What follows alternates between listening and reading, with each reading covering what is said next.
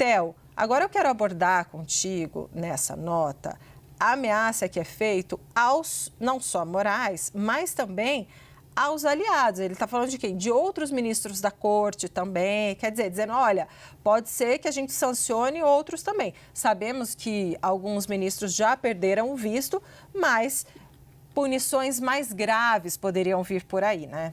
Poderiam, e é uma ameaça que vem sendo frequente, não só dos Estados Unidos, principalmente dos Estados Unidos, mas você vai se recordar, na semana passada a gente trouxe informação aqui, eu e a Jussara Soares, de que um grupo de eurodeputados havia apresentado um pedido para que sanções fossem impostas pela Comissão Europeia contra Alexandre de Moraes e contra os seus aliados, contra os ministros do Supremo Tribunal Federal que se aliarem a ele. Então, essa é uma tônica que tem sido adotada na Europa, uma tentativa, mas que tem conseguido um avanço maior nos Estados Unidos. Essa mensagem da Embaixada dos Estados Unidos, ela obviamente soa como uma ameaça ao Supremo Tribunal Federal, soa como uma ameaça ao ministro Alexandre de Moraes, a partir do momento que deixa claro a sua insatisfação com a atuação dele e a partir do momento em que menciona que a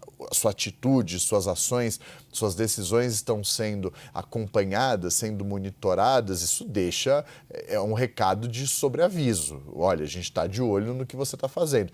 Não é bom para a relação institucional entre os dois países, para a relação diplomática entre os dois países. A gente tem visto que todas as medidas sobre isso têm partido do governo.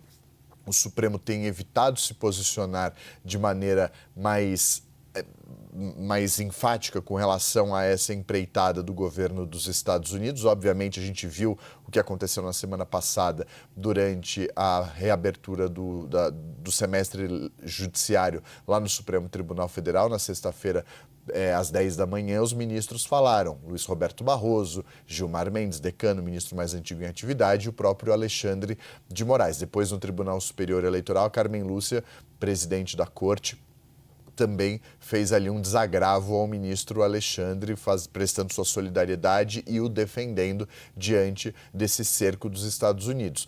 Mas, para além desses posicionamentos, que eram posicionamentos que estavam faltando ainda de maneira mais enfática por parte do Supremo, esses posicionamentos têm partido, na verdade, do governo, porque isso ficou alinhado entre os presidentes Lula e Luiz Roberto Barroso em uma conversa telefônica que eles tiveram no dia em que a tarifa foi anunciada por Donald Trump naquela carta publicada na rede social dele.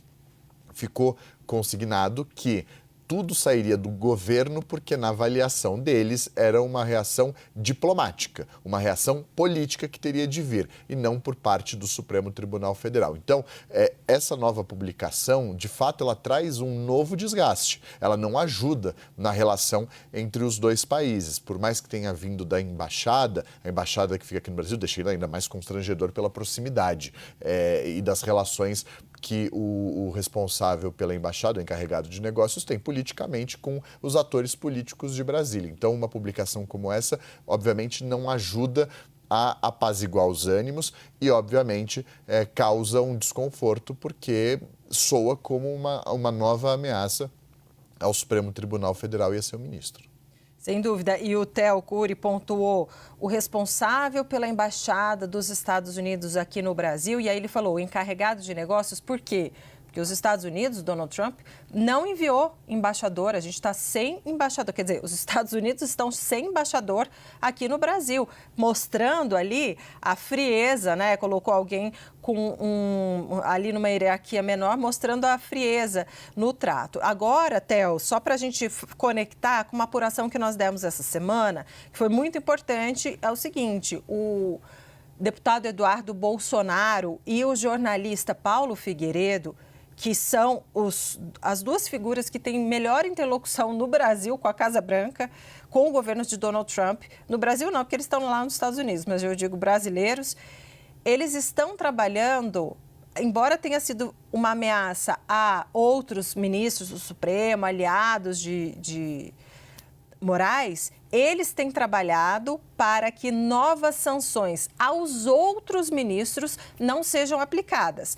Uma pausa nessa tentativa, nessa perseguição aos outros.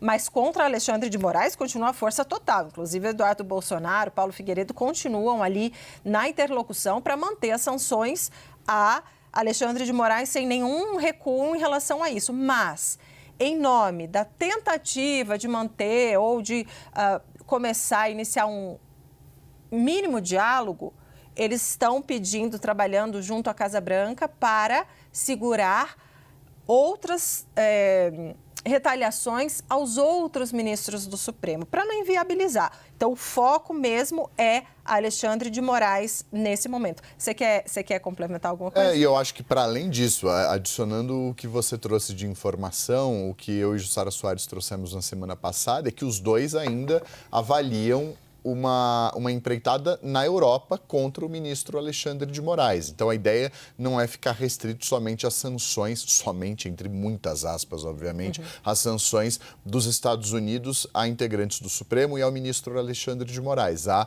um interesse tanto do Paulo Figueiredo como do Eduardo Bolsonaro, que se colocam como interlocutores com a Casa Branca, de emplacar também sanções a partir do momento que a Casa Branca concluir as suas sanções contra o ministro Alexandre de Moraes, replicar a mesma estratégia em países da Europa. E a gente trouxe alguns desses países: Portugal, Itália, Hungria, Polônia, Holanda seriam alguns dos países do início da tour europeia desses dois contra o ministro Alexandre de Moraes. E o timing que permite isso envolve Carla Zambelli na Itália, a prisão dela com processo de extradição, a alegação de perseguição política que ela tem adotado nas declarações por meio dela própria ou por meio dos advogados dela. E, para além disso, a informação que a gente trouxe dessa movimentação e mobilização de eurodeputados que também pleiteiam essas sanções contra Alexandre de Moraes, né?